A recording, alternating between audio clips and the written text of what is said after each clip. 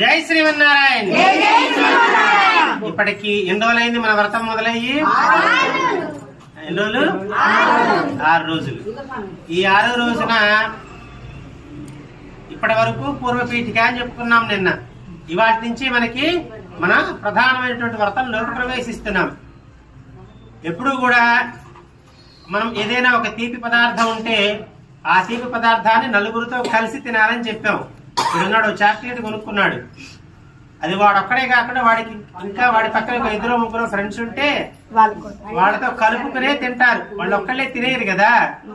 అట్లాగే ఈ భగవద్ అనుభవం అంటే పరమాత్మని చేరాలి అనే కోరిక, పరమాత్మని చేరుకునే తర్వాత పొందేటటువంటి స్థితి కూడా అత్యంత మధురంగా తీయగా ఉంటుంది. ఆ తీయగా ఉన్నటువంటి ఆ భగవద్ అనుభవాన్ని మనం ఒక్కళ్ళవే కాకుండా మనం 10 మందితో కలిసి పంచుకోవాలి అని చెప్పి మన వైష్ణవ సాంప్రదాయంలో చెప్పబడుతోంది. అయితే నిన్నటి వరకు పూర్తయింది. ఇవాళ మొట్టమొదటిగా ఒక గొప్ప బాలికని నిద్రలేపుతున్నారు. ఇప్పుడు మనమంతా ఎక్కడ ఉన్నాం అనుకోవాలి? ఎక్కడ ఉండాలి? ఎక్కడ ఉన్నాం మనమంతా? నందవ్రజము. చెప్పండి. నందవ్రజం అంటే నందుడు రాజుగా ఉండి పరిపాలిస్తున్నటువంటి ఒక ప్రాంతం. నందుడు అంటే ఎవరు? శ్రీకృష్ణుడి యొక్క తండ్రి, నాన్న. ఇప్పుడు ఎక్కడున్నాం మనమంతా? గట్టిగా చెప్పాలి. నందవ్రజము. ఈ నందవ్రజానికి రాజు ఎవరు? నందుడు. నందుడు ఎవరు? తండ్రి. అంటే శ్రీకృష్ణుడి యొక్క తండ్రి పరిపాలించేటువంటి ప్రాంతంలో ఉన్నామని మనం అనుకోవాలి. ఈ వ్రతమంతా ఎక్కడ జరిగిందని భావన చేసిందంటే అమ్మవారు నందవ్రజంలోనే జరిగిందని భావన చేశారు. అయితే ముందు రోజు వీళ్ళంతా కూడా చెప్పుకున్నాం మనం, పరైనటువంటి ఒక వాయిద్యాన్ని ఇస్తారు, ఇది గనక వాయిస్తే వర్షాలు పడతాయి అని చెప్పుకున్నాం ఇంతకు ముందు.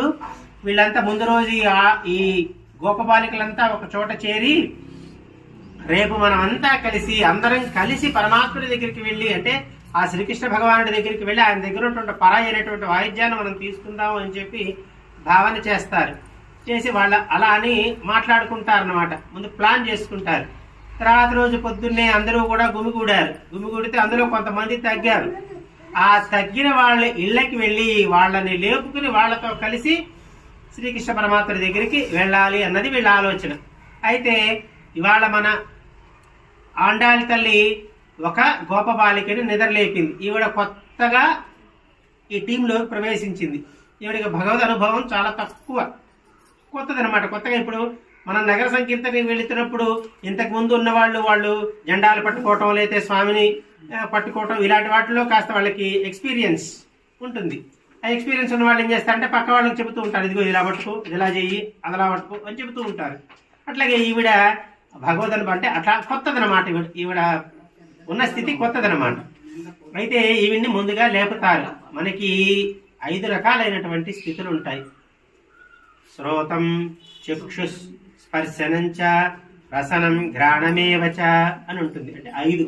మొదటిగా మనం వినాలి, తర్వాత చూడాలి, తర్వాత అనుభవించాలి, తర్వాత మాట్లాడాలి. ఇట్లా రకరకాలుగా ఉంటాయి. అయిన తర్వాత ఇవాల్టి మొట్టమొదటిది ఏంటి? వినటం. మనం పంచేంద్రియాలు, జ్ఞానేంద్రియాలు, అట్లాగే కర్మేంద్రియాలు అని చెప్పుకున్నాం. ఈ జ్ఞానేంద్రియాల్లో మొదటిది వినటం. అందరూ కూడా చెప్తున్నారు పుళ్ళిన్వాయ్. వాళ్ళ పాసరం 6వ పాసరం అంటే పుళ్ళిన్వాయ్ పుళ్ళిన్వాయ్ కీండానయ్ పుల్లావరక్కనే అని. అంటే పక్షులు అనేవి ఏవైతే ఉన్నాయో ఈ పక్షులు అరుస్తున్నాయి కదా. ఈ అరుస్తున్నటువంటి పక్షులు ధ్వని మీకు వినిపించలేదా? పొద్దున పూట మనం లేవగానే మనం ఏం వింటాం? కోడి అరుస్తుంటుంది. అట్లాగే పక్షులు కూడా కిలకిలకిలకిలమని తిరుగుతూ ఉంటాయి. అలాంటి ఆ పక్షులు బయట అరుస్తున్నాయి, ఆ అరుపు నీకు వినపడలేదా? మొదటిగా మనం ఏం చెప్పుకున్నాం? వినాలని చెప్పుకున్నాం కదా. ఆ అరుపు నీకు వినపడట్లేదా? అంతేకాకుండా ఈ పక్షులన్నిటికీ రాజు ఎవరు? పక్షులకి రాజు ఎవరు? గరుత్మంతుడు. ఎవరు పక్షులకి రాజు? ఎక్కడున్నాడు ఆయన? ఎదురుగుండా ఉన్నాడు చూడండి. ఉన్నాడా ఆయన?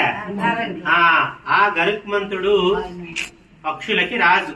ఆ గరుత్మంతుడు ఎవరిని మోసుకుంటూ తీసుకెళ్తాడు? గరుత్మంతుడి భుజాల మీద ఎవరుంటారు? ఎవరు? విష్ణుమూర్తి. రాముడు విష్ణుమూర్తి ఎవరైనా సరే విష్ణుమూర్తి ఉంటాడు. విష్ణుమూర్తికి వాహనం ఏది? గరుత్మంతుడు అయినటువంటి ఒక పక్షిరాజు మీద స్వామి ఎక్కడికైనా వెడుతూ ఉంటాడు. అంటే ఒక రకంగా అది ఆయనకి ఒక ఫ్లైట్. అలాంటి ఆయనలో ఉన్నటువంటి తెల్లటి శంఖం పూర్వం ఏం చేసేవాళ్ళంటే ప్రాతకాలాన్ని లేచి దేవాలయానికి వచ్చి ఒక తెల్లటి శంఖాన్ని ఊదుతూ గంటని కొట్టేవాళ్ళు. గంట ఎవరు పెడితే వాళ్ళు కొట్టకూడదు.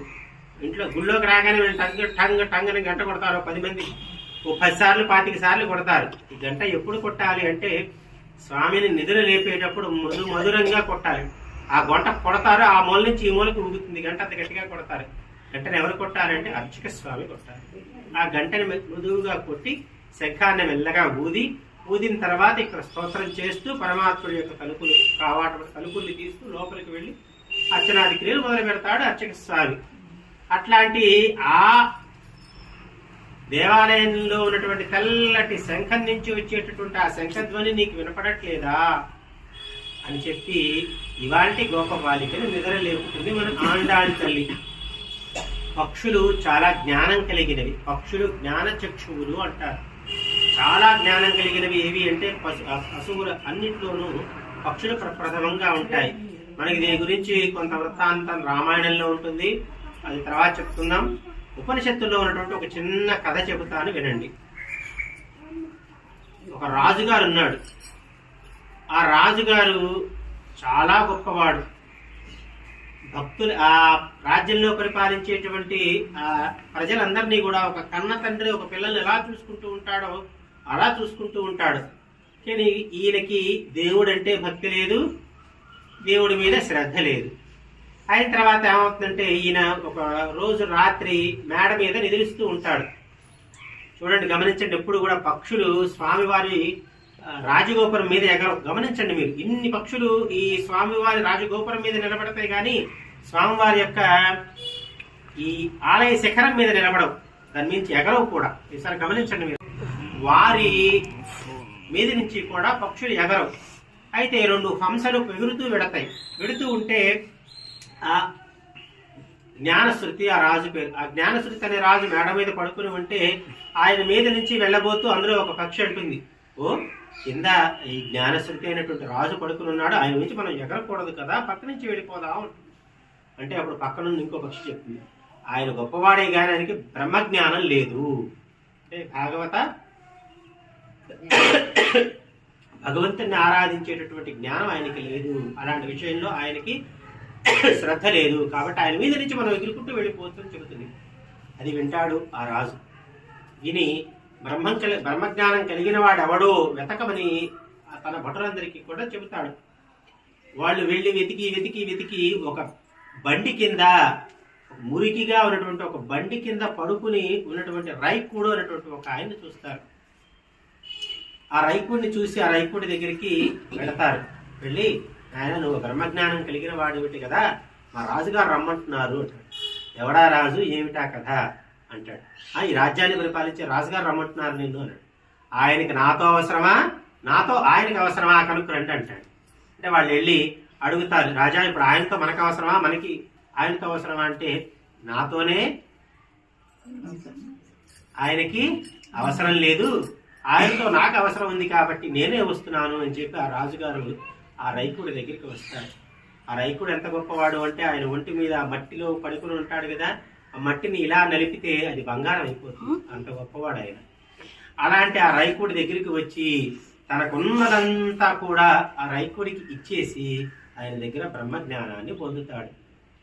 బ్రహ్మజ్ఞానం అంటే భగవంతుడి యందు మనం దృష్టి ఉంచి పరమాత్ముడిని సేవించి ధరించటమే బ్రహ్మజ్ఞానం. ఇది తెలియాలి, తేలిక భాషలో చెప్తాను. ఇలాంటి భగవద్ అనుగ్రహం మనం అందరికీ ఉందా లేదా? ఎందుకని మనం రోజు చక్కగా గుడికి వస్తున్నాం, స్వామివారిని సేవించుకుంటున్నాం, స్వామివారి యొక్క నామాన్ని అంటున్నాం, ఆ నామాన్ని అందరికీ కూడా పంచుతున్నాం. మనమంతా ఎవరం? భగవద్ భక్తులం. అలాగే భాగవతోత్తములు అంటారు. మనం అందరినీ ఏమంటారు? భాగవతోత్తములు. మనమంతా కూడా భాగవతోత్తములే. ఇంత పెద్ద గొల్లపల్లిలో కేవలం ఇంతమంది మాత్రమే వచ్చారు అంటే మనం భాగవతోత్తములం కాక మరొకటి అవుతామా? ఈ పిల్లాడు ఉన్నాడు, వీడున్నాడు, వీడికి ప్రసాదం ఎప్పుడు పెడతామా, తిందామా అని ఉంటుంది. అది కూడా భగవద్భక్తి. ముందు ప్రసాదంతోనే మొదలవుతుంది మనకి భక్తి. చిన్నపిల్లలు ఉంటారు, వాళ్ళకి ఏంటి ప్రసాదం పెడతారని గుడికి వస్తాడు, అది వాడికి అలవాటుగా మారుతుంది. అక్కడెక్కడో ఆయన లోపల ఇంకొక ఆయన ఉన్నాడు కదా, ఆయన ఒకసారి చూసిపోదామని ఒక లుక్ వేస్తాడు, బాగున్నాడు అనిపిస్తాడు, ఇది వాడికి దినచర్యగా మారుతుంది. ఏమ్మా, అలాంటి విశేషమైనటువంటి మన వ్రతంలో 6వ రోజుకి చేరుకున్నాం. ఇవాళ పరమాత్మ యొక్క నామాన్ని మనమంతా విన్నాం. జై శ్రీరామ్, జై శ్రీరామ్, జై శ్రీమన్నారాయణ, జై శ్రీమన్నారాయణ.